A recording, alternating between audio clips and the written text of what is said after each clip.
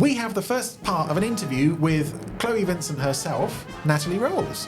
Oh, we'll be talking all things Space Precinct Bluray. And we'll be hearing from our podcast listeners at podcast@gerryanderson.com. The Gerry Anderson Podcast with Jamie Anderson, Richard James, and Chris Dale.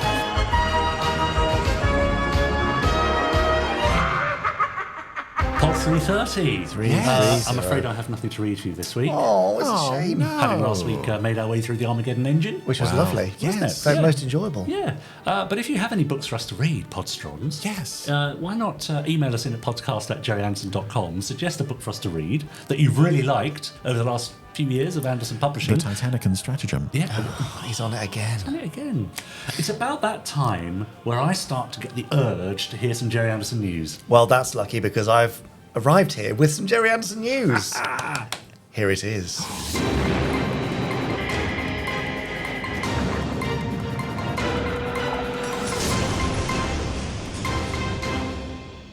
Well, it's the Gerry Anderson news. It The is. News. News. Which you've both seem to have forgotten to do these days. Well, last week we had cakey, cake, didn't we? And I That was also a couple of added weeks in news I did as the well. Torchy one as well. ago. Yeah, you know. it's coming up, yeah. Anyway, Yes. Richard, you'll be thrilled because this week the Gerry Anderson news is entirely 100% Space Precinct based and flavoured. Any reason for this? Get in. Well, it's because the 30th anniversary of a broadcast has just been and gone. Yes. A couple of days ago, the 4th of October, it premiered on Sky, I think. I won. Sky or- Yeah. Yeah, which I remember watching. Yeah. But I'd already seen several episodes by then. Yes, that's right. Yes, indeed. And you'd been in them. Yes, in the viewing room at Pinewood, Yeah. or at home on those big PAL things. Where did you see your first episode of Space Precinct, do you think? Yeah, it probably would have been on a beta That's SP or whatever they were Yeah. back in the day. Anyway, Space Precinct Yes. on Blu-ray, Oh! special edition for Right. pre-order right now. Glorious. We're hoping to be able to get it to you by the end of the year. There's lots going into it. Yeah. Obviously, all the episodes in HD, HD upscales, which look amazing. Yes. Because sometimes people are a bit down on upscaling, but Yeah. it's amazing, and it's also the best we're ever going to get. And it looks And we should stress fantastic. it's not just an upscale of the previous DVD release. No. This is from... From the master tapes. We've gone back to the master tapes, and yeah, those have been re-ingested and upscaled, and with using advanced AI upscaling. Yes. Also included in that package, the original Space Police pilot, Oh, yes. re-ingested from original master tapes and upscaled in the same way. Yes. So Wow. Space Police in HD for the first time. Great. Plus a brand new documentary Yes. Really? produced Yes. and edited by Chris Dale. Chris, you kept that secret? Well, what do you think I was interviewing you for? enough. And all those other people that I just also thought you, interviewed because you for. found me fascinating and interesting. Well, there's obviously that. That goes without saying. Yeah, yeah. Yes, I've spoken to a lot of lovely people. Tell us about the documentary, Chris. I mean, it's so much new stuff, right? This There is isn't just a a lot of new rehash. stuff in there, yes. Because in addition to having all of the extras from the previous DVD sets, we have this lovely documentary. I'm still editing it at the moment, so I can't tell you too much. But we have got a lot of special guests, Right. Some of whom you've seen around this podcast table Yep. quite recently. Others you have not seen. Yeah. We have archive interviews from all over the place. We have music and effects tracks. Yes. We have Texas material. We have something rather special that I was showing you around this table earlier. Yes. That I think. Can we talk about this? Yeah, why not? Oh, God, this was so exciting. Space Precinct Series 2 test footage.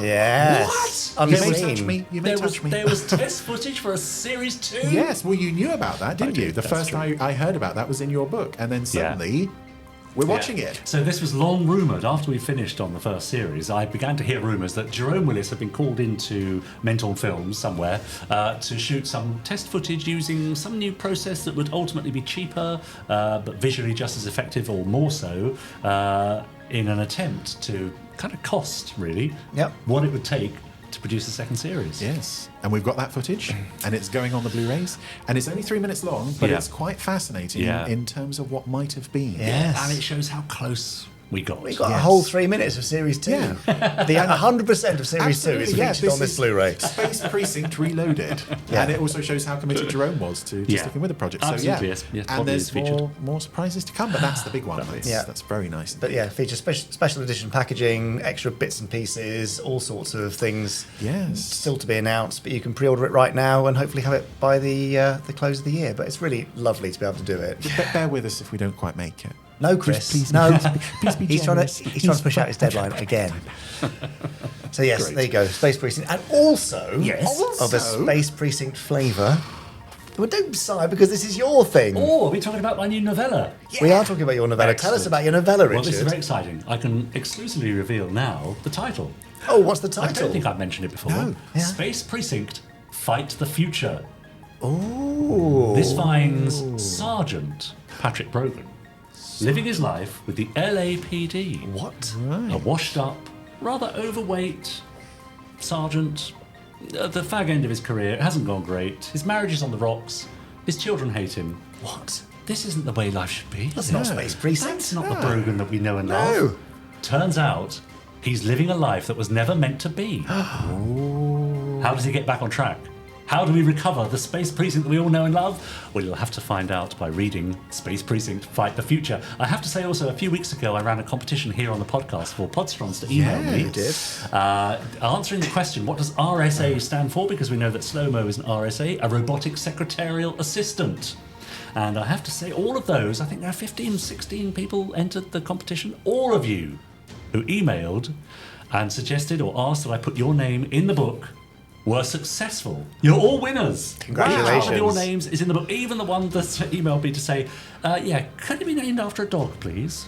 Very specific. Nothing wrong with that. Some people nominated the names of their friends rather than themselves, so that'll be a surprise for those who don't know that they've got their name in already. But you're all in there as Creons or Tarns or police officers or good guys or bad Amazing. guys or dogs. So Space Precinct, the Fight the Future, coming soon. And amazing, and featuring quite a few Podstrons apparently now. So there you go. Don't say we don't give you nothing for free, Podstrons. Yeah, that's right. Because Richard James puts you in a book. Yeah, and it's an era-spanning story that stretches right back 30 years, and then we have stuff in the present day, and then we even shoot forwards at the end to 30 So it years in the sounds like this future. is a proper anniversary special of Exactly. Space Precinct. Exactly. Very nice. It's like the Five Doctors, but Yeah. in Space Precinct form. Yeah, pretty much. Yeah, you're right. Yeah. An old favourite there. Well, there you go. Very Space Precinct-y. There might even be other Space Precinct-y stuff, I don't know, at some point, but that's enough for now, isn't it? Yeah, I'd say so. I'm very excited about the Blu-ray. We are really focused not on...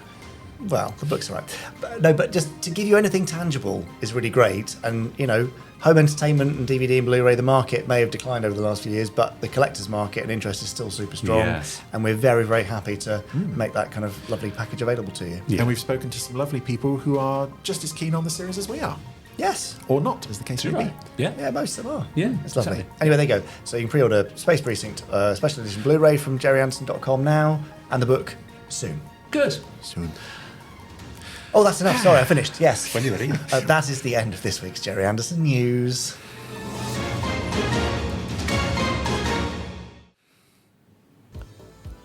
No? Okay, right. Brilliant, brilliant. Well done, Chris. Well done, Chris. I'll be ready for the next Space week. Precinct I'll be thing. ready for next week. Yeah. I know, thought I've already that. done it. I'm trying not to repeat myself. Oh, really? It didn't, never bothers me. Newsy news, news, newsy news, news. News.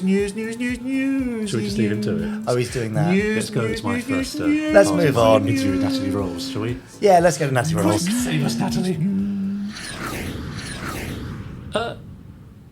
Have we met before? Vaguely remember that face. How dare you? Natalie Roles, what a pleasure it is to welcome you to the Gerry Anderson podcast. I'm really impressed that I'm here. I made it. You did make it. It's been a bit of a coming and going, hasn't it, over the past few months? A few Yeah. years to get here. A few years, a few decades, dare I say. Decades, I know. So, Natalie, can you remind us, if we needed reminding, and our viewers and listeners, who you played in Space Precinct? I played Chloe Vincent. Or I could be Chloe Vincent. Yes. Because it was a slightly helium voice, if I remember. And I remember thinking, I think I saw maybe one line and I was really put out. Yeah, we'll talk about that a bit later. That's Yeah, right. there was a lot of stuff going on about the behind the scenes. Yeah. Anyway, the we'll get to redubbing that. bombshell. That's right. But Idris Elba was dubbed as well, so I don't mind. You're in good company. Good company and Richard James. Well, there you are.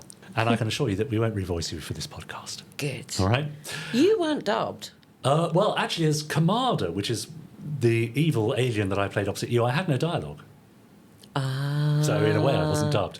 But in my regular role, The regular one. I was dubbed. So I was neither seen nor heard. And did you ever feel like you wanted to make... I'm asking the questions. I'm a podcaster, I forgot. Yes, I know. We'll talk But about I'm not that today. as well. Natalie Roles, so many strings to your bow, such a long and illustrious career. Our viewers and listeners will know you from all sorts of things. Space Precinct, of course, but also The Bill and the likes of Cold Feet and Men Behaving Badly. And more latterly, The Bill podcast as well. And Letters from Helvetica, which is something else I'd like to talk to you about. Yes, 2 series If I may. of a fiction podcast. Excellent. Yeah, They're all the that's- rage podcasts, apparently. They are. It's that time, isn't it? Got to keep ourselves busy. Yeah. No, that's actually really interesting. It's audio, so I found a love for that. I really have enjoyed recording and heading off to a Vanuatu island. Right. So in audio only. In audio, sadly. I know if the BBC are watching this, You think they or have the Channel budget? 4, Yeah. they've got no budget. Yeah. Or maybe Jamie. Yes, we could have a Gerry Anderson style crossover, maybe. Can you Could imagine? happen. No, so that's audio's fun. Yeah. I really enjoy it.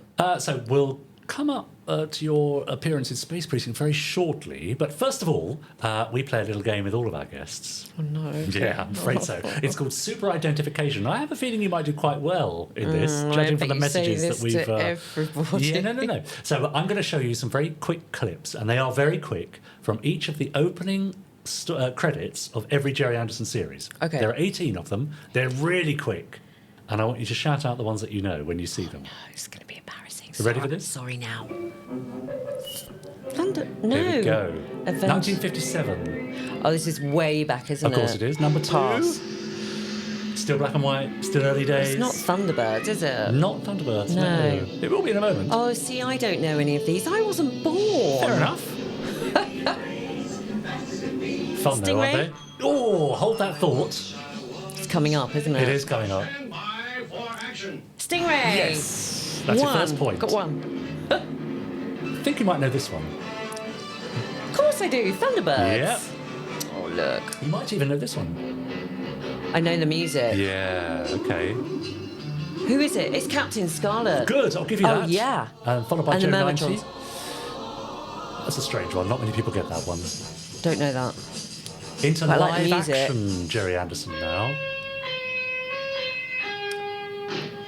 I know it. This but one? I don't know it. That's Space 1999. Very good. Yeah. This is an emergency. And now into the 80s. I should know this. Maybe, maybe not. You might know this one. Was I in this? I'll give you that. Space Precinct. Oh, that's a purple castle thing. How did I get that? Wow, okay. 18. So this is the last one. That was New Captain Scarlet. A No, CGI that was- imagining. Natalie, not bad at all. 3 or 2? Well, I'm going to give you Purple Castle thing, because it was actually Lavender Castle, Oh. which I think you might have got. I'm going to give you 6 points. Oh my goodness. Honestly, that's not bad at all. Some people get the full 18, as you can imagine. Oh, look, you're Some- trying to relax No, me. I know what you're yeah, yeah. doing here. Some- you're some trying get- to make me. Some, like Glenn Marks, got 3. So 6 is not bad at all. Okay. And there's your little Oh, that's Thunderbirds cute. model. So I'll pop you on the side of the table next week, and you can be part of our illustrious league table. Models. I've never had a model of any. Never. Now you see, Have you? Oh, of course. Bet you. Yeah. So a lot of our guests grew up with, the Thunderbird 2 Dinky Toy, or a Space 1999 Eagle, or even if they were lucky, one of these sort of Comlock I things. love as your table, Space actually. 1999. You never had any of the toys. Do you know, this is why it's so fabulous,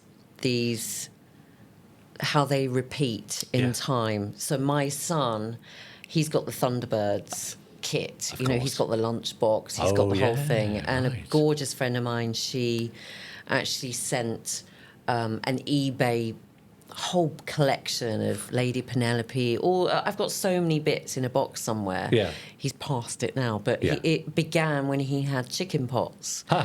And so I can relive all of that chicken pox and a dump from eBay. Yes. And it was all this wonderful stuff. I mean, it is strangely timeless, isn't it? You know, we're talking 50 years ago for some of this stuff, and people are still buying the toys and the models.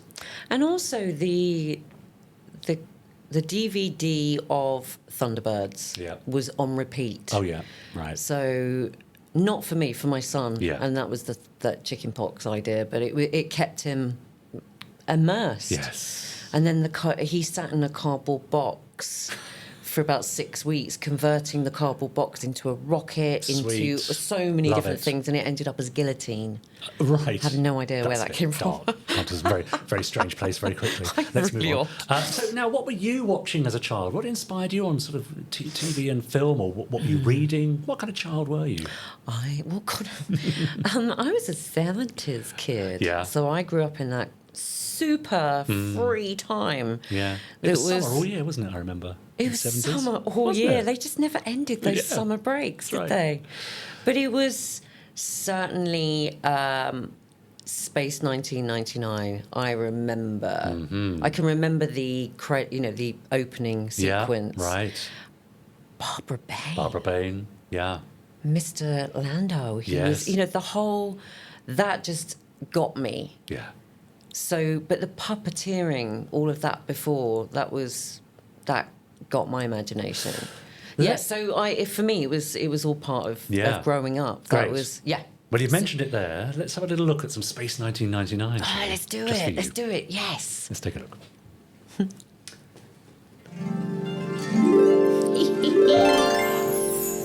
Oh, don't ever ask me to do that again. They had the minds of geniuses and the instincts of vultures. What do they want, Maya? Well, there are species that live on radiation. Radiation? Yeah. It's the only kind of energy they can assimilate. It's what keeps them alive. But what do they want here? Well, their planet ran out of radiation. Right. They're starving. Unless they get a huge intake soon, they're gonna die. They want a nuclear waste dump so that Wait a minute. That could be beneficial to us. He's thinking it through, isn't he? Nuclear waste. It's not that easy. Why not? Well, they need the kind of intense radiation they would get from blowing up the dumps. Blowing them up? That would destroy us. That's why they've got control of our minds, so that we don't know what we're doing when we blow them up. Why haven't they just blown up the dumps themselves? They have very little kinetic energy. Good question, they don't seem Barbara. to be able to handle physical activity. They plan to manipulate us into exploding them for them. How?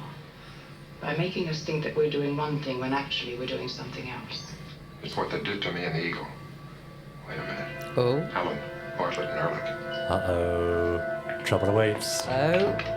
The Bringers of Wonder, Space 1999. Do you know, I'm tingling from just seeing that. That just takes you right back. Yeah, it's funny, isn't it? It's amazing. Now, Barbara Bain Bain gets a bit of flack.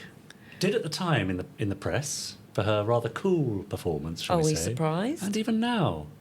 That's rubbish, sort of isn't it? ridiculed. Really? I don't see it. I think it's magnificent. She was a queen. Yeah. Queen of space. It's Queen of Space. Now, were you watching that as a...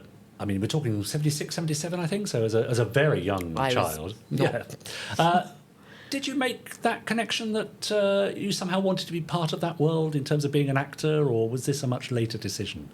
I do really remember heading off and being able to just watch what I wanted to watch at that time. And I remember it being quite a big deal going up to my mum and dad's bed and, with snacks and just being transported. Yes. And I think that's what it did. Yes. And I loved dance. I loved movement. I was in I think those days it was dance festivals and, it would be now, it would be Strictly or something, wouldn't it? It would be, but it was a real...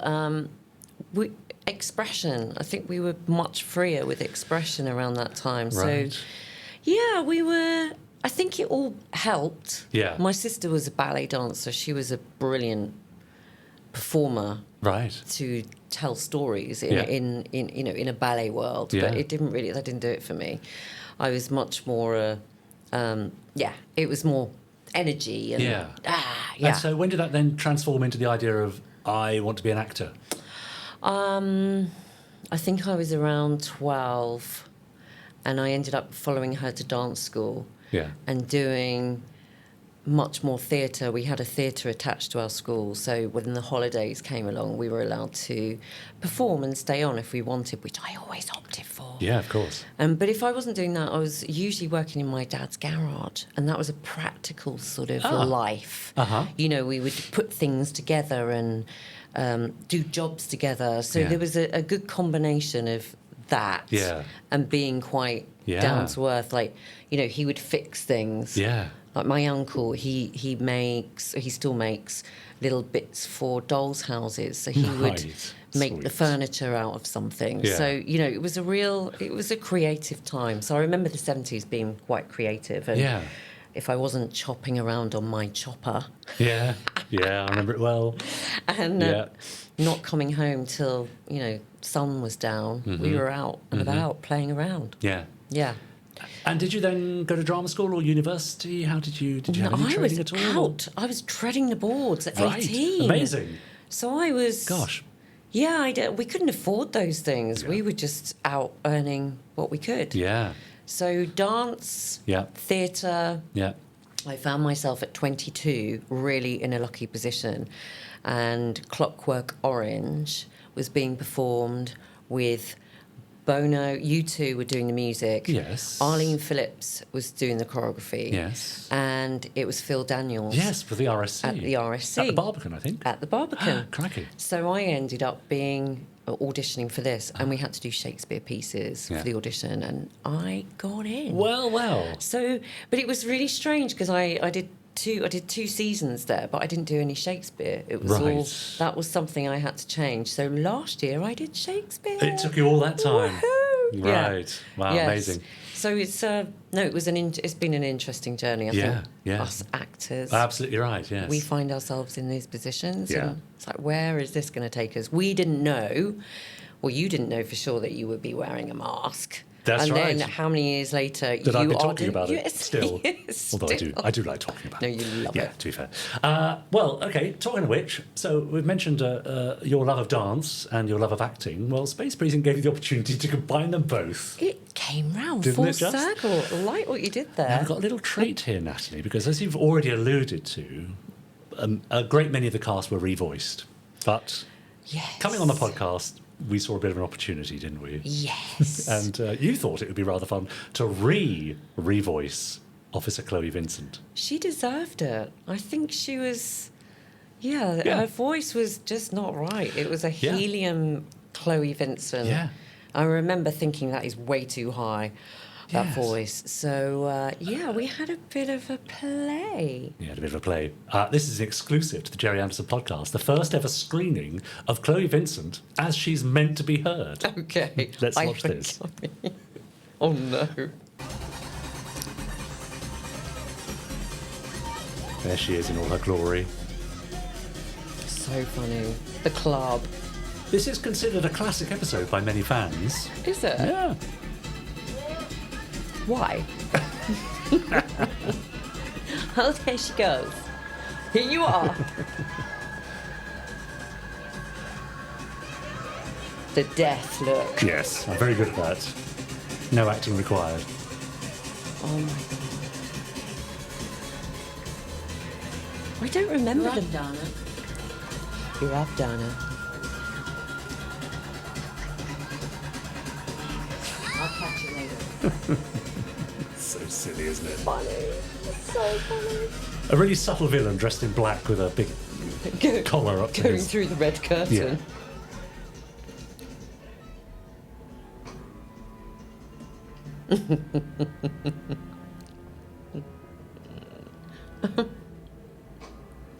Can I help you?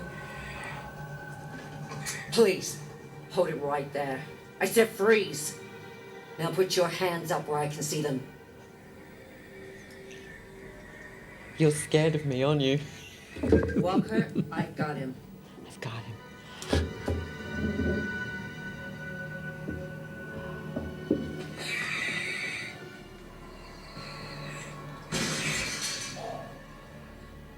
Walker, where the hell are you? Rubbish shot.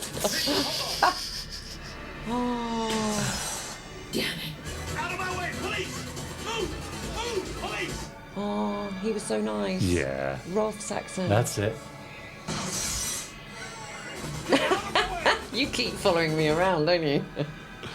This is the classic shot.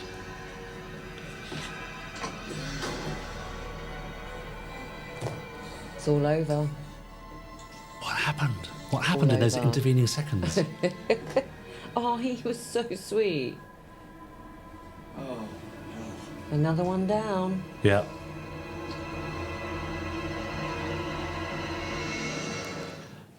I mean, it's tense, isn't it? Isn't it? I think would you think it was better? Well, for my money, I'd watch a whole series of you with your own voice. Prequel. So now you did it in your own, British accent, I'm guessing?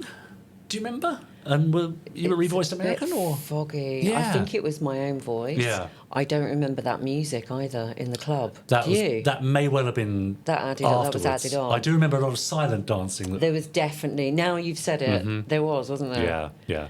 Yeah. There was some guy in there, and I thought, do you remember Grant Santino? No. He was some disco dance champion. I'm sure that's him on the podium. I possibly. don't know. I just saw that and thought, I'm sure that He was looks Grant. familiar. How He's strange. familiar.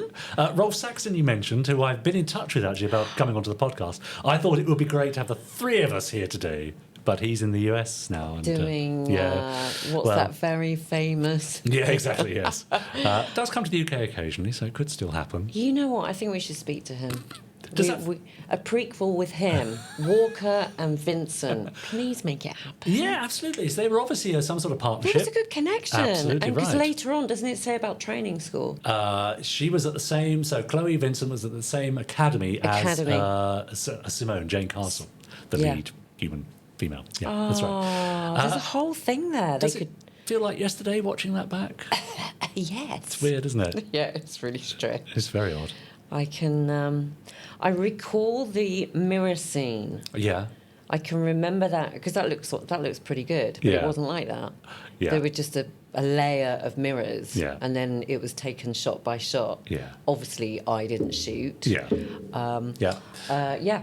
Yeah. The magic of TV. So let's think about. So you knew about Gerry Anderson then prior to your audition. Yes. Were you sort of aware of the legacy of being part of a new Gerry Anderson program? How did that feel?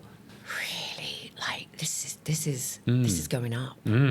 She Yeah. dies within 4 seconds. Yeah, but hey. But doesn't matter. Yeah. Yeah, it's Gerry Anderson. Yeah. Come on. Yeah. Yeah. And do you have any memories at all of the sort of the couple of days or so that you spent at Pinewood? I do remember the costume department. That was really exciting, being shown through all the costumes. They were hanging from everywhere, and it was like the movies. You know, Yes. you're being shown round. It was, yeah. You were and a Vision in pink, weren't you? I was a Vision in pink, and the feathers were, they kept getting stuck on my lipstick, Yeah. which is why they removed the headdress when I was lying in the body bag. Oh, okay. Because if someone walked past, it would attach. Yeah. Which was very difficult to try and be dead with Yeah. a piece of feather stuck to you, tickling your nose. I remember that. I also remember there was it was probably to do with the American money side of stuff. I'm not too sure, but I remember Ted Shackleton in the makeup department. I remember going a bit weird around him. Because, Yes. you know, Well, did you know he's him like- from Knots Landing, he was, like he I was, did? I was, yeah. It was that, wasn't Dallas it? spin-off. He was yeah. and handsome as. Yeah. And Mariam Darbo, she was. Had she been a Bond girl then? Yes. She had, hadn't she? Yes. So I remember thinking, gosh, it's those two. And I walked past them, but there was an air of. They weren't happy. Right. They were discussing something. So it could have been all to do with the redubbing side of stuff. Interesting. Who knows? Yeah. But Chloe had her finger on the pulse. Yes. She knew something was going to Yeah, happen. that is interesting. So you joined us, I think that episode was just over halfway through, episode 14 of 24. I Right. think. So there could have been a So bit I'm of wondering- and also, that was about the time that I remember it being quite tense because there were moments throughout that year when it looked like the finances weren't going to be in place to complete the rest of the series. Right. So there were moments where it all was rather I tense. felt it. I could definitely feel Yeah, that. yeah. And that they weren't happy. Yeah.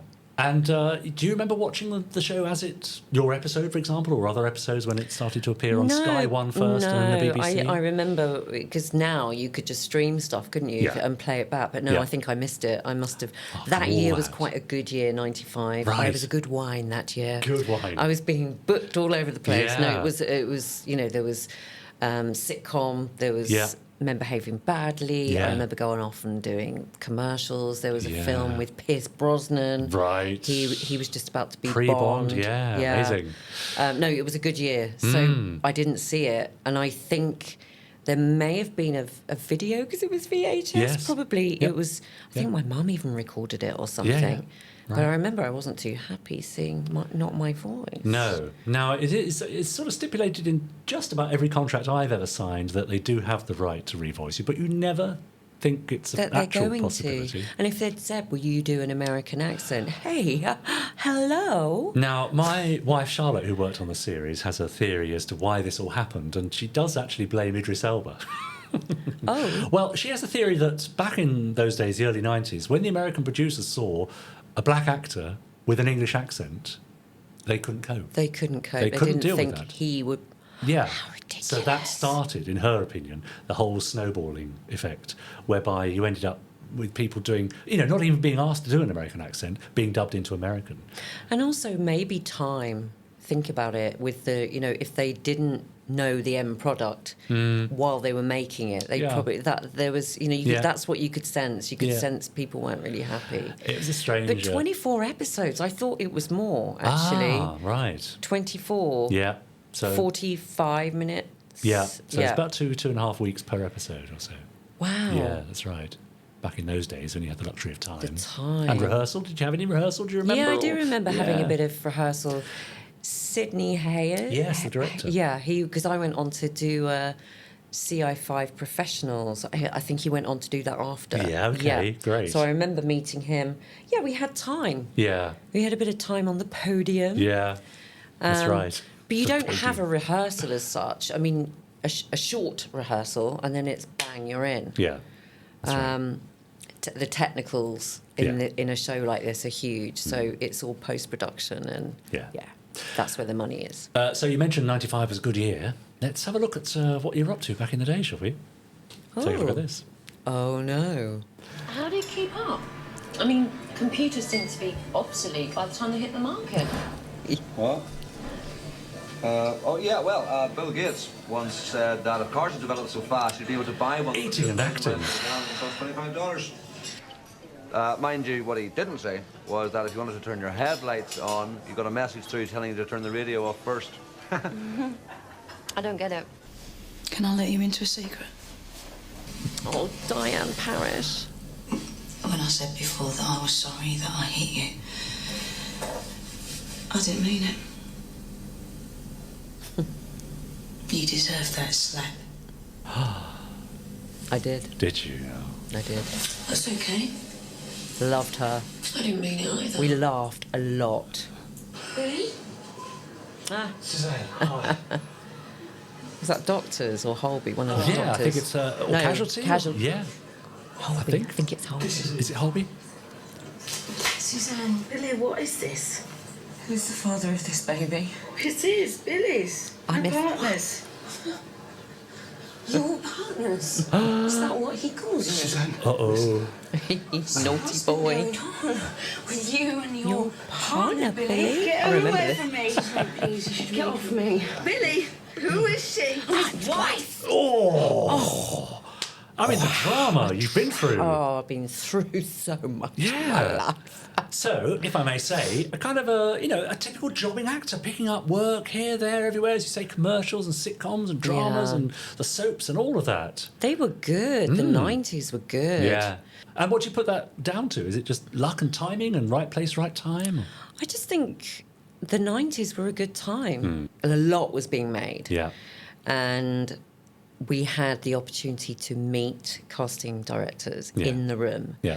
So it would go through the real casting process Yes. that we got used to. Yeah. You know, you would be considered, you would be asked to come in. I know I'm going to say that word, self-tape. Yeah. It's growing on me now. Okay. I'm getting Yeah, the hang getting of to grips it. with it, yes, in the But new I world. do feel it gets thrown into the Space Precinct ethos. You don't know where they go once you've spent all that time doing it. So I just think it was a level of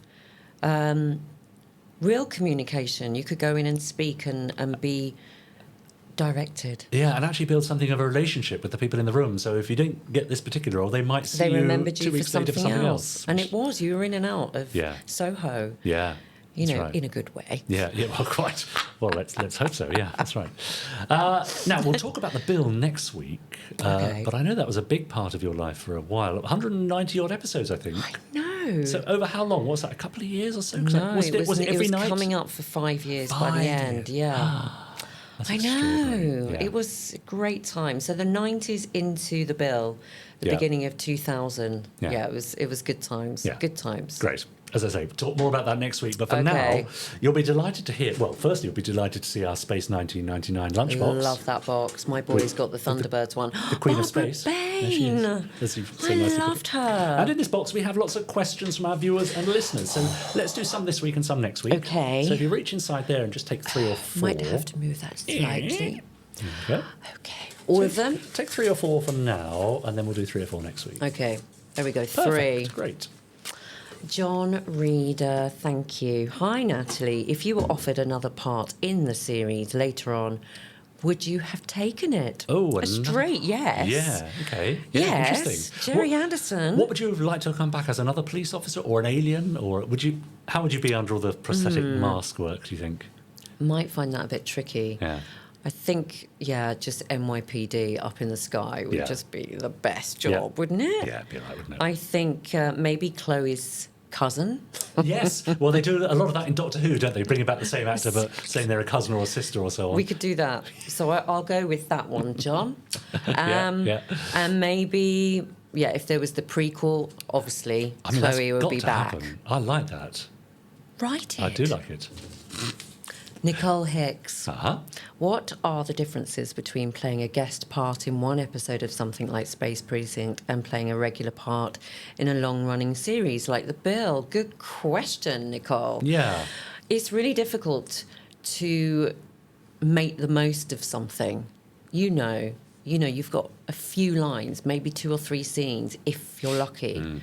So you've really got to play the backstory and work that out. So it's joining the dots, isn't it? It's trying to have like with Chloe, NYPD, she's got that relationship with Walker.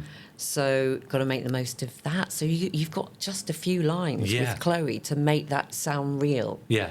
So it is harder, but I really like it. That's the challenge. It's tempting to think, actually, the inverse might be true, that if you have a very few lines, then actually it's going to be easier. But in many ways, it's more difficult, isn't it? It's more difficult to make that real. That's right. So that is, I think if you can... I mean, most of the early parts of our careers are all about that. Yeah. So it's jumping in and finding the character and making it alive and real and not just like the few lines you've got. Now, maybe we should... OK, I'll talk about this now. So then coming to The Bill later, where you have that opportunity to work over 5 years... Nearly as 5 like a years. repertory company, almost. Same people. The Bill was that. It was the rep theatre of TV. And a character that you could grow into and explore. And did you have any input with the writers and so on about? The writers picked up early on with me. Yeah. I was really, really lucky. So they liked writing for Debbie McAllister. Yeah. Did you do The Bill? Do you know, I think I auditioned about 4 or 5 times. Never happened for me. Can't believe it. One director after my audition said, "You're a bit Radio 4 for The Bill." Take that how you will. I could see you on the streets of Yeah, too late now. You could be in that door lurking around. With my yellow contact lenses and my false teeth and my bald head and my collar with the... Oh, I would have nicked you. Yeah. Jeff Cousins. Oh, yes. Jeff Cousins, thank you. You're known for your TV work, but your website says you recently toured in The Merchant of Venice. Oh, okay. Jeff Cousins, like it. Someone's actually looked at Someone's my looked website. at your website. Great. Would you like to do more stage work? Funny enough, I'm in a Play and a Pint this weekend. A Play and a Pint, I Get know down that. to the Rock Inn pub, but you won't because this will have already gone out. Yeah, but yeah, I love a bit of theatre. What did you play in Merchant of Venice? I played the merchant, which is never How usually amazing. the woman's Great. part. So that was a really nice take on things. Yeah. So me and Shylock, who was Ashley Gunstop, who was in the bill. Okay. Anyway, yeah, that was good. And I'm also playing... No, that's later on. I won't go there. But Okay. yeah, I love stage work. So what are the differences then between working on screen and working on a stage? Oh, it's a really good question, isn't it? That's why I asked it. Yeah, that's why you're good at it. Yeah, that's why I'm here. Right. So right now I'm learning a script, and each time we meet in rehearsal, there's another layer. So you do get that extra time to play, whereas TV, thrown the script, you're in there, bang. Luckily, when you know the character, it's pretty easy. You sort of, it's easy to do the rewrites quickly because you know the character. Whereas, yeah, it's a different craft, I do believe. Yes, and what's that experience like being on a stage in front of a live audience as opposed to performing in front of a camera? Is that any different? Yeah, it is different because recently, The Merchant of Venice, we had lots of school groups in. Aha. A lot of Good luck. rustling of paper and the phones. Plow on, yeah. People are on their phones in the theatre. And they don't realise that they're uplit by... You can see their faces in the audience. Yeah, so you've got all of that to go through. There's no cuts. Yeah. You've just got to get through to the end. And then there's moments where you might completely dry. Yeah. It's happened to me. Sure, yeah. And that's shockingly scary, but you've got usually a lovely cast helping you out. So, yeah, it's different. Yeah. It's seat of your pants. Yeah, really is. Yeah. Thank you so much for now, Natalie. Will you come back again next week, keeping my fingers crossed, to answer some more questions about viewers, have a look at some If other I clips? can pick up the gun, Oh, yes. no, please don't. See you next week. Thank you so much. Okay. Thanks, Natalie. Thank you. Thanks to Natalie Roles for joining us on the Gerry Anderson podcast. Thanks, Natalie. And what a treat to see that opening scene from Predator and Prey with her actual voice. Yes. And what a treat as well, because as we talked about, Space Precinct Bluray been trying to get in touch with people who worked on the show. Yes. And a lot of the guest stars that I contacted have sort of said, thanks, but no thanks. Not in a negative way, but in a sense of, it was only a few days' work. I don't really remember it all that well. Yeah. And then we get someone who was in it for 3 minutes and gets killed. And she's like, yes, come on. Yeah, It's lovely enthusiasm. Yeah, that's right. But and she said, at the beginning, well, rather like me, the beginning of her career. So it was probably quite a formative experience for her, those couple of days on set. Yes. Yeah, Lovely. More from Natalie next week. Very sweet. Pardon? Very sweet, I said. Thank you very much. Yes, Always sweet. always. In the meantime, talking of sweet, would you like to hear what those sweet old Podstrons have been emailing? Beautiful segue once again. Yes, please. Over to you, Podstrons. This is the voice of the Podsterons. Over to you, Chris. Over to me. Hi, YouTube Sterons. Does that include us? I think so. suppose all of yes. Our friend Hannah found a contender for interviewing. His name is George Peasgood. He's a British para-triathlete. Won the silver in Tokyo 2021. He was wearing a HUUB or hub or hoob? It's a hoob, isn't it? Yes. Yes. Thunderbird 2 cycling top when being interviewed today. Whenever today was. Yes. Maybe he's a fan. If not, he soon will be. That sounds almost threatening. Thanks, Ouch. Steve. P.S. I'm also a triathlete. I tried to be athletic, but soon gave up. I know the feeling. Hey, very good. Thanks, Steve. Thanks to Hannah. Yes, I saw this on the Podstrons Facebook group. Yes. This was during the Paralympics in Paris recently. Yep, on Channel 4. And this is a very picture that I will show you. This is what she saw on her TV. A nice interview with para-athlete George Peasgood. I'll try and reach out to him. Worth a try. Maybe he was just wearing a top that someone had given him, or maybe he's a fan. Oh, no, because the owner of Hoob sent me the same thing. So I'm pretty sure there must be a reason for that. Yes. He also sent me a picture of one of the gladiators. Oh, yeah. Wearing a Captain Scarlet cycling top. Right. Which one was it? Do you remember? The really massive one. I can't remember it. No. I mean, it's the current series. Yes, I haven't watched the current series, so unless it's Wolf or Amazon, I don't know. No, I'll find out who it was. We can talk about it next week. Greetings all, says Ed Dutra, or Dutra. We've had this conversation before, but I can't remember. It's been a while. Yeah. Anyway, Ed D. Yes, I was certain that I'd retired from writing all non-work related emails, but a single line uttered by the amazing Richard James. You see why I'm reading this one out? It compels me to break my resolution. During the outro to Pod 325, Richard asks if there are any colour Anderson shows that one would like to see decolorised. I did, that's true. You do ask some and puts questions forth like that. Captain Scarlet as a series that would do very nicely in black and white. Richard, you sneaky devil, you. Definitely sneaking that line in there. I was driving at the time and laughed so hard I almost went into a ditch. Careful. Well, I'm terribly sorry. I could just picture the adventures of the Grayscale organisation as it fights a war of nerves against the Mysterons and Captain Black. Of course, recognising the players becomes a bit difficult once you get past Colonel White and the show's namesake, the indestructible Captain Grey, or would it be Captain 35% Black to differentiate him from the myriad other Grey agents? I haven't missed a podcast yet, and here at Pod 325, it still comes across as fresh as ever. Really? Does it? Gosh. I suppose. And while the merch is definitely putting a bit of a dent in my wallet, it's just too good to pass up. Keep up the great work. Regards, Ed. Well, we try. Yes, I didn't really think that through, did I? The Spectrum agents will be various shades But then of grey. that's how it was broadcast. Yes, true enough. Yeah. People saw it, and Absolutely they just got used to those particular shades of grey that were Yeah. associated with Captain Blue and others. That's right. Exactly. Yeah. Good. One for you, And just Jamie. imagine if it had been made in black and white, and that was all we had now, and they're still calling each other Scarlet and Blue. Colourising that would would be a just- nightmare. Yes. Yeah, we'd be clamouring it for it, though, wouldn't we? Yeah, we would be. Please colorise Captain Scarlet. Thank goodness we don't have to. Yeah. One here from Ben Bernard Smith. Oh, yes. Hello, producers of Prime Podcasting. Oh, yes. Whenever I rewatch Thunderbirds, I am saddened that, unlike other Anderson shows, it was cancelled mid-series 2. Well, Chris may correct you on that. And instead of getting the usual 39 episodes in total, we only have 32. But yeah, you've got 32 times 50 minutes rather than more times less. But it gets me thinking, if it was cancelled in a way where Gerry and the team were not prepared for it, said cancellation, does that mean that there were episodes written but never filmed, or even bits of episodes filmed that were never finished? Interesting. And if so, are there any examples of this? FAB from Ben Bernard Smith. P.S. How could Thunderbirds or Stingray not be in Chris's top 5 Anderson shows?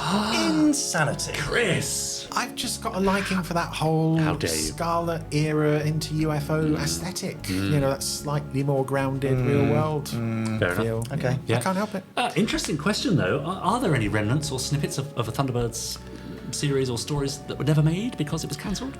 Well, in terms of the second series, as I said last week, the second series was originally just meant to be those 6. As far as I know, that's the current consensus. Okay. I think there is paperwork out there to support that. I'm sure there were stories written that were not produced. Yeah. But it was just, Yeah.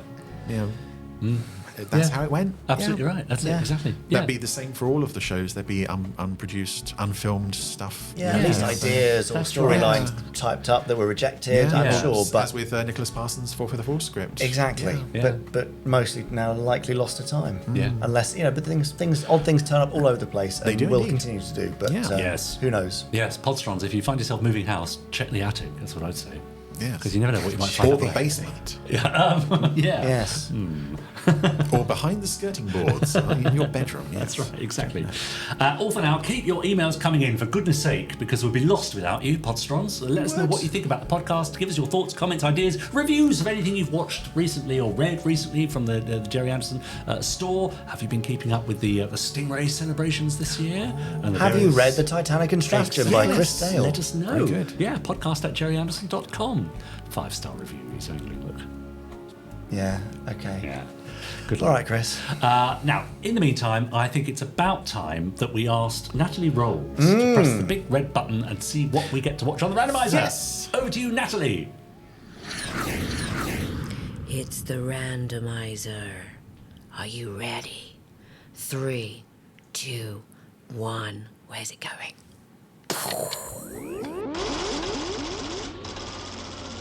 Thank you very much, Natalie. She's looking quite well considering I killed her 30 years ago. That's true. Oh, yeah, okay, so past the calculations. Might even be Space Precinct. No, not quite. Not quite Space Precinct. Now, Didn't quite there get is there. something that we have not landed on for a very long time. What a rarity. A bit of Dick. Dick Spanner? Yes, tell us about Dick Spanner in 7.5 seconds or less. Dick Spanner is a private detective in a parallel universe not too far from here, and everything is very weird. 6.5. He's getting very good at this, isn't Yeah, he? second to spare. Yeah, great. Created by Terry No, Adlam. you Yeah, forget he Yeah, does we've it got a to mention lot. Terry He always Adlam. tacks a bit on, doesn't he? Yeah, I know. Just Typical Typical more Chris context, Dale. yeah. Rule breaker. Well, the show needs context, because if you've not seen this before, Yeah. this is going to be a real shock to the system. Oh. Richard James, you have not seen Dick Spanner before, have you? I don't think I have. Wow. All the way through. Wow. No. Sorry, Terry. So Gosh, this I is shouldn't the really. second of the 2 Dick Spanner stories we're about to embark on. Okay. We'll do part 1 this week, Yeah. part 2 next week, All right. and then we'll be done with Dick Spanner. No, we may not be done with Dick Spanner on the Randomiser because there's the case of the missing episode, isn't there? There's that one little one. Yeah, that was it's a very short finished, one with the Jugs joke. Is that in the Randomiser somewhere or not? Probably should be, yeah. Yes, I think it should be, yes. But we're done with the We're done transmitted. with the transmitted, yes. We have some untransmitted Dick still to go. This is where we can say Dick without fear of getting in trouble. Reprisal. Well, we can show our Dick, and it'll be Specs on. Specs on.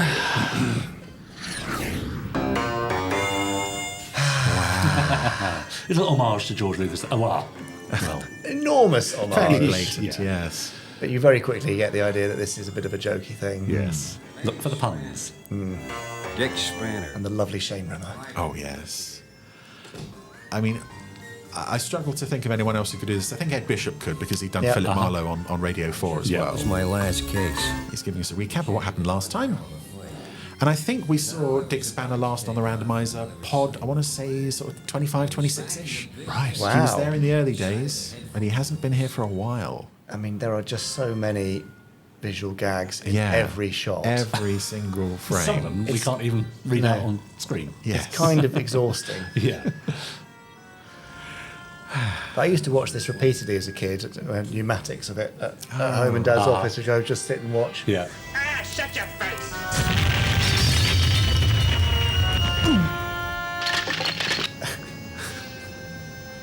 The jerk was smoking.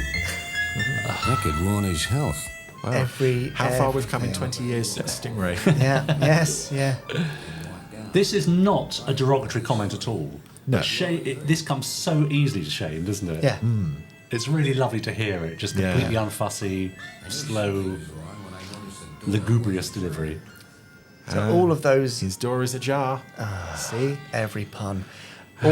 All of the extra voice artists, the sort of wild track stuff was done by Mark Willard, Steve Begg, I think Mark Harris, all basically taking... Terry Adlam is amazed. Taking a load of beers into a sound booth and just making stupid noises. Wow. Wait a second here. It was very low budget. Yeah, well, yes. Very low budget. Yes. And yet I really like it. Oh, yeah. I've always really liked this. It's absolutely charming. What sort of fruitcake would pull a caper like this? Ugh. A fruitcake or a nut?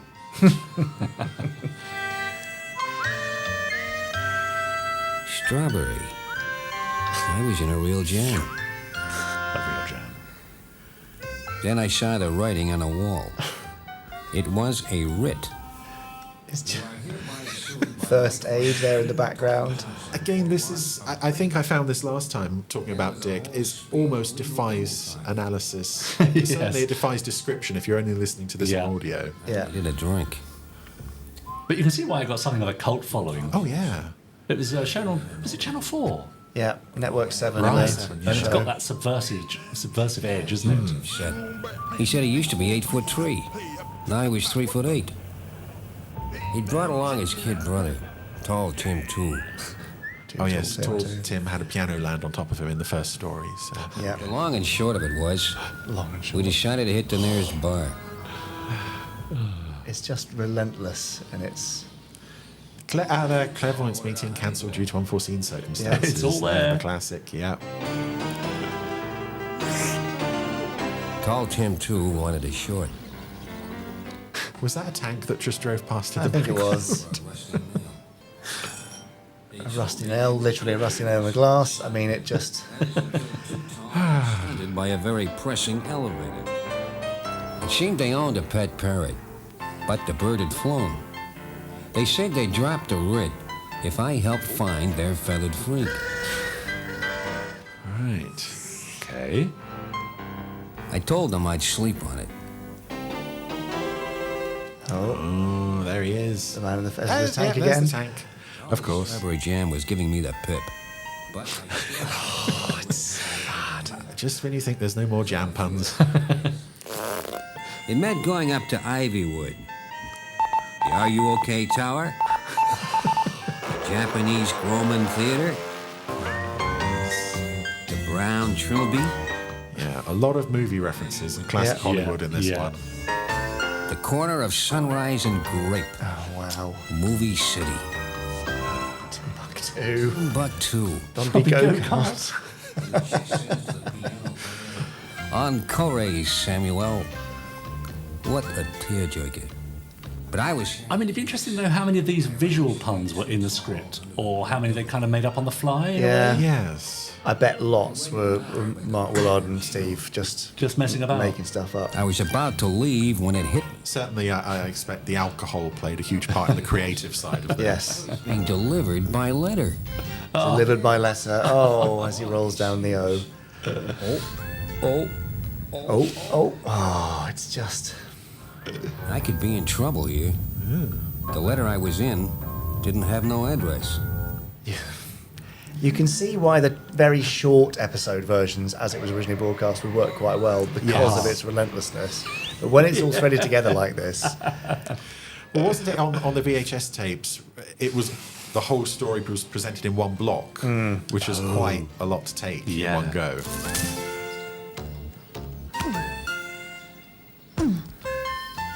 What a way to take it. Always look up Spanner's thing and think, how does he get around? There's and then nothing there. There's a wheel. There's a wheel that's sometimes revealed. When I finally got to the face, Here we go. I saw it was none other than Gloria Vamp. Sex symbol and legend. Because there was a Robert Harrop figurine ages ago, and I always regret not getting that. I never have any of the other Robert Harrop figurines, but I would love to get the Dick Spanner one. Yeah. I've got that in my cupboard. Oh, only one though, that's Chris. a lovely sadly. likeness. That's all right. No. Career. When she opened her mouth, I knew why. She was caught. Red Butler. Except it was Tuesday. He was wearing a monkey suit, but I could see he was a gorilla. He was serving high tea, including a pot of jam. Oh. She said It must be strange for Shane watching this back afterwards because he's just got the script. Yeah. He's only getting half of the program from his shoot. But I figured I'd sneak back and case the joint later. I'd noticed the jam was strawberry. It's actually quite an expressive face, isn't it? I was going to say, for just a simple thing. Eyebrows are all you've got, Yeah. and yet, It well, reminds and me a pupils. bit of Gromit. Yeah. The same eyebrow action. Yeah. I went in. The hat check girl had checked my... Louis Headstrong. I mean, the lighting's quite cool, actually. Yeah. And does a lot of the hard work. was playing a catchy tune in the dark.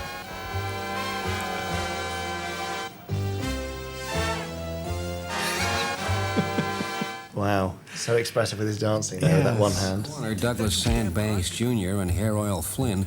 It is a long way from Thunderbirds. So far. Yes. Not down necessarily, it's just a different direction. in a parallel universe. It's a parallel universe, not far from here, yeah. Yeah. Burgers. Burgers. That's our kind of Yeah, that's what we restaurant. ate. Yeah.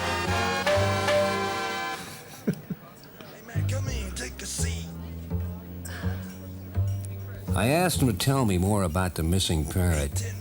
He said the bird came from some Mediterranean island named Malta. Too tall, wasn't making much sense. He'd already drunk himself under the table.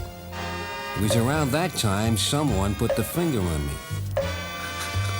It belonged to George Lifeboat. He said we were leaving. I didn't argue, especially when I saw who was backing him up. Edward G. Hobson. Just so bonkers. What's those YouTube videos where they go through and like explain every joke or reference in a particular comedy? Really? You could do this for like 5 hours Absolutely. or something. Yeah, you need a PhD for Spanner to do this. And particularly all these Hollywood references. Yes. Hobson told me to hand over the parrot or take a walk. I told him I didn't have the feathered freak.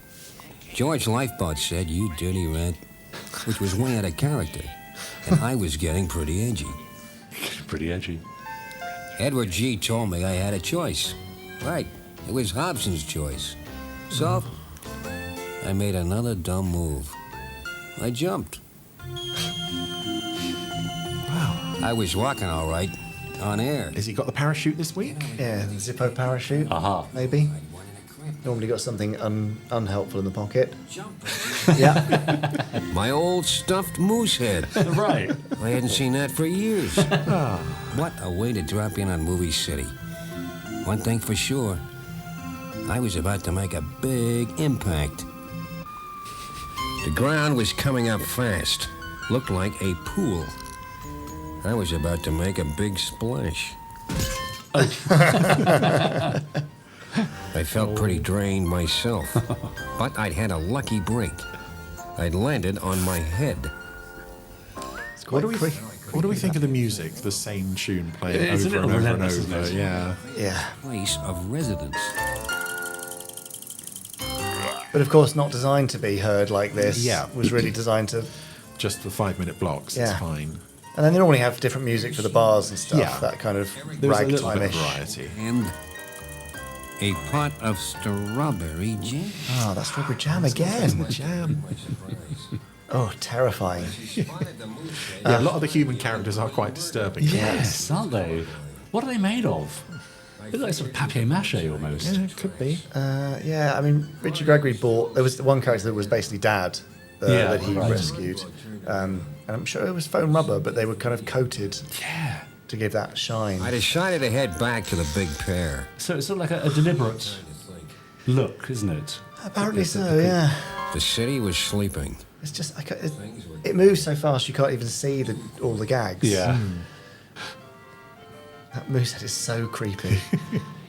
Moose hunting lodge. Okay, nice.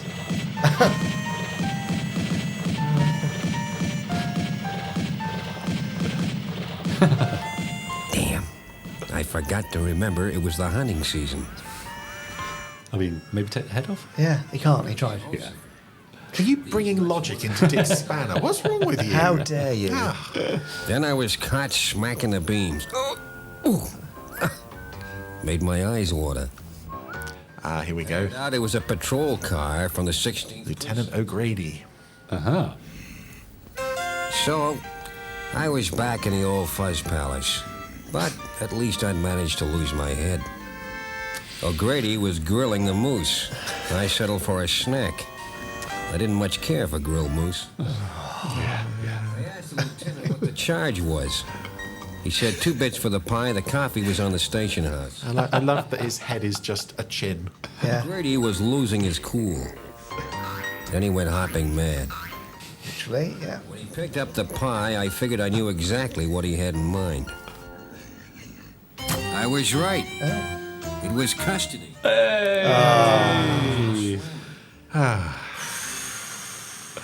Amazing. Yes, we've experienced some of these jokes in the flesh as well. Yeah. haven't we? Sing Song Penitentiary.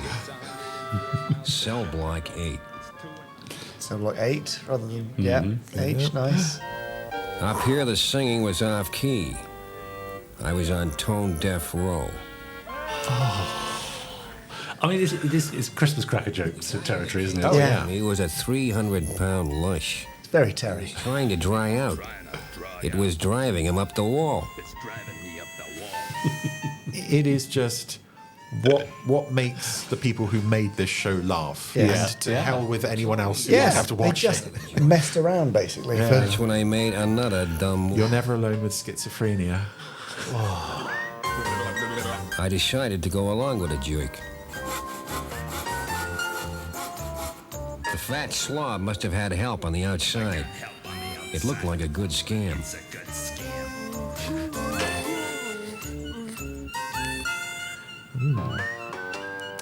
I mean, it's amazing they managed to get all these gags in and still tell a story. Yes. Of course. Yeah. Lowered to the ground. Nice touchdown.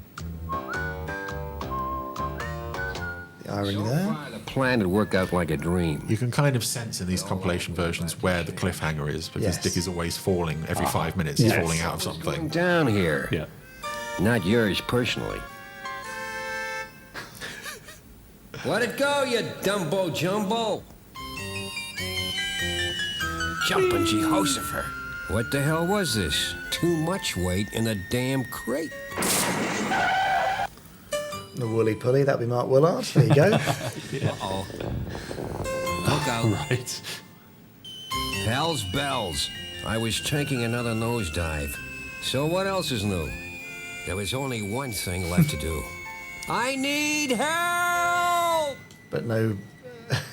There was one chance. Oh, here we go. Parachute time. Hand glider kit that I'd traded for a working model of Niagara Falls. Jumpin' Jehoshaphat. Very heavy. Dumbbells.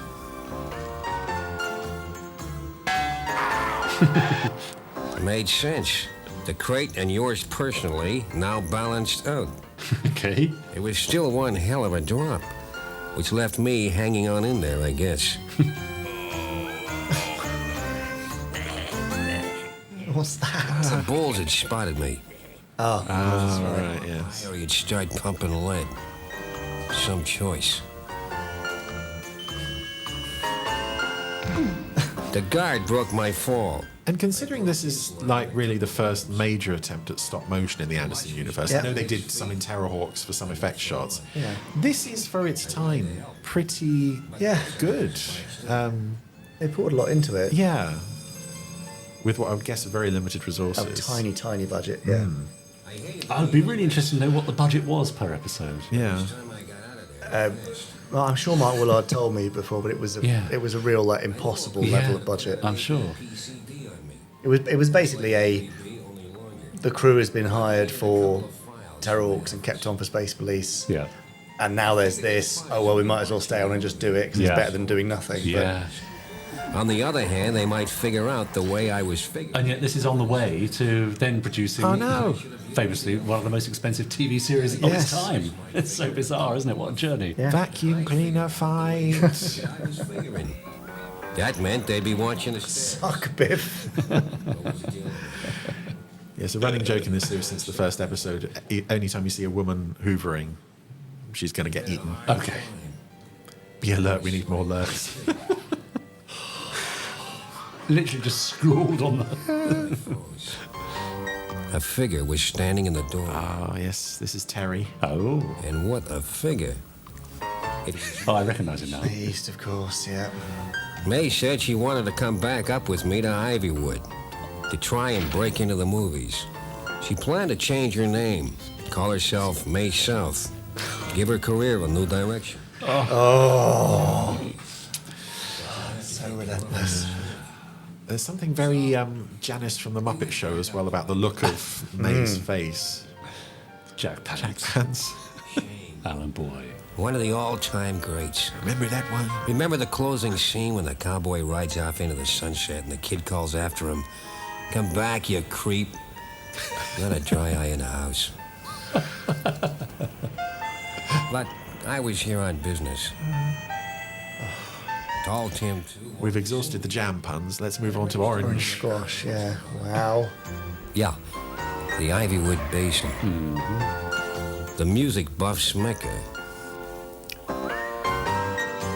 Even the graffiti had class. Then I heard something. Too many jokes to read in one. Yeah, I know. It does make it a show for the VHS era when you can pause it, rewind, and then try and read it through the tracking. Yes. Edward G. Hobson. Edward G. said he was on to me, see? And I was a dirty, no-good fink, see? And he was going to take care of me, see? I thought about making a run for it, but George Lifeboat pulled his finger out. I'd seen that deadly digit in action before. I was about to be real. I've just got who George Lifeboy is. Who is it? George Raft. Oh, okay, no, I wouldn't have got that. Yeah. There's just so many I've just accepted I won't get all the references. There's a prototype Einstein there. Oh, the wheels, yes, I see. Yeah. Get that damn thingamajig out of my damn pocket. Jumpin' Jehoshaphat. A sack of whatchamacallits.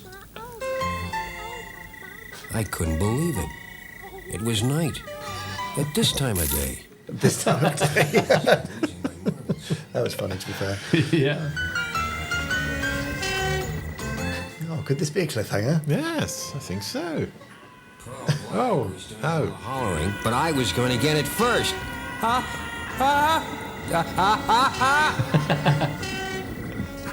There wasn't a damn thing I could do.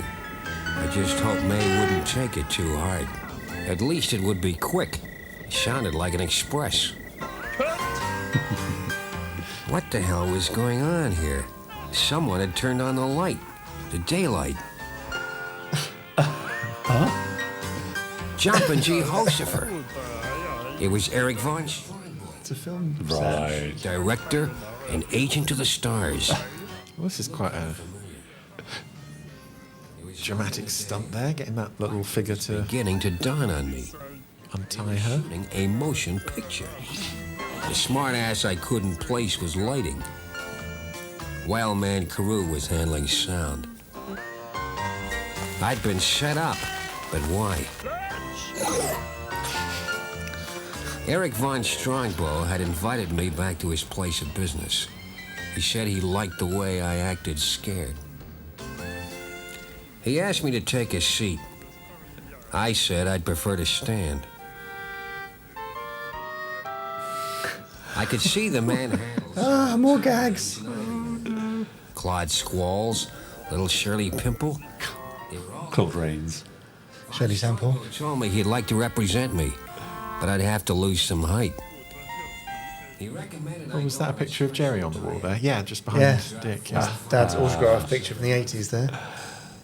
Well spotted, Chris. Yeah. Jar a day keeps the tolls away, that's how he put it.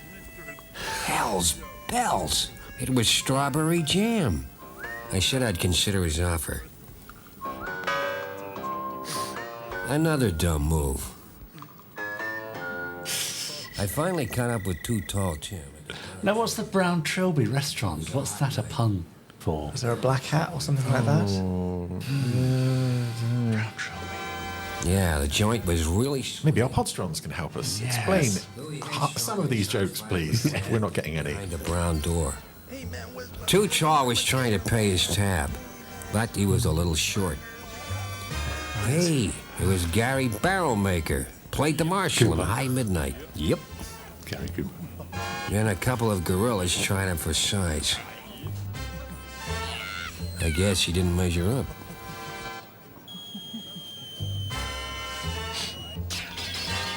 Hell's bells. He'd been thrown out of the place. I asked the animal why. Smalls only. No talls allowed. A couple of bottles later, I was back out on the street. I had 100 answers, but no questions. All that Too Tall would say was to follow my nose. I didn't like the smell. There's a fever dream aspect to watching this in bulk. Absolutely. A quarter of it is in bars, a quarter of it is falling from things. Yeah. Then I got this feeling. Topless mutants being advertised there. Did you see that? Is that a Total Recall reference? Oh, could be, yeah. What?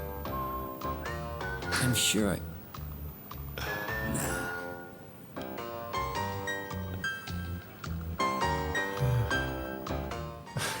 How long can you make that guy go on? I was being tailed by a mysterious cloaked figure. Yeah, just because these are 5-minute episodes, it doesn't mean that they won't drag a joke on well past its life expectancy. Farty's baked beans? Lunch pack of Notre Dame, right, okay. Decided to follow it up.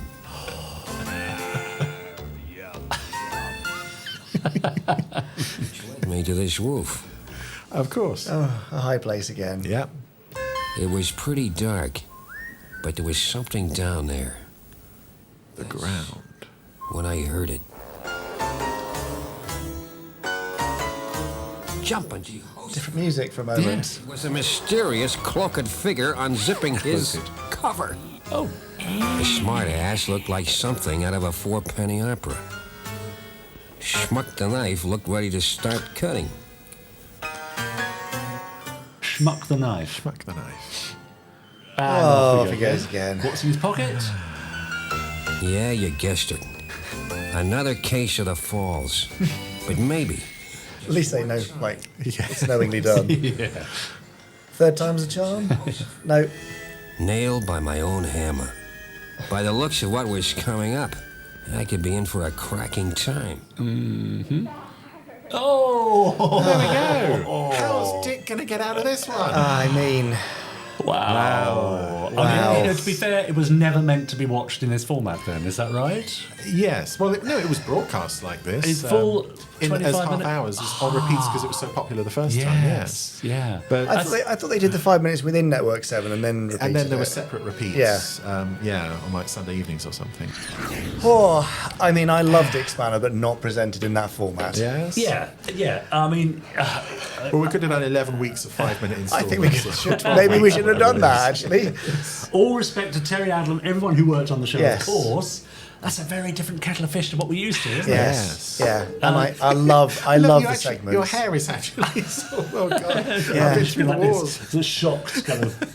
Not quite sure what to think. Yes.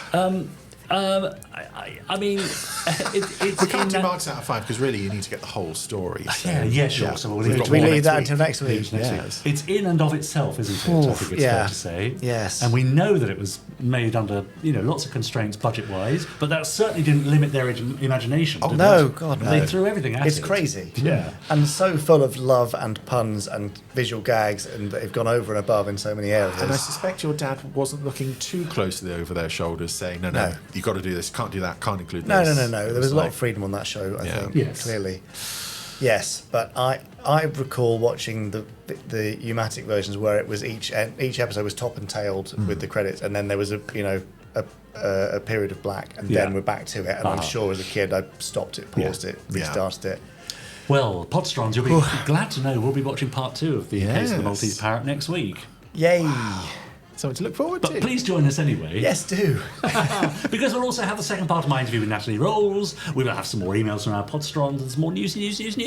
Yeah. We might even do something a bit different next week. Might we?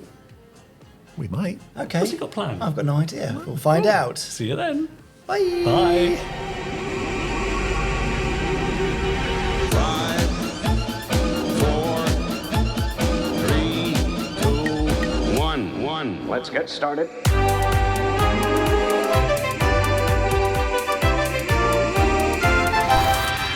Let's go.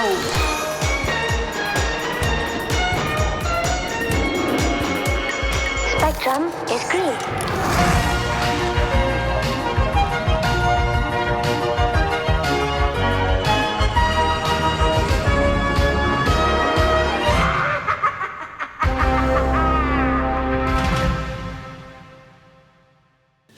What could possibly be different? It's an award-winning format, Chris. You don't just An award-winning format? I say award-winning. What award have we won in 330 episodes?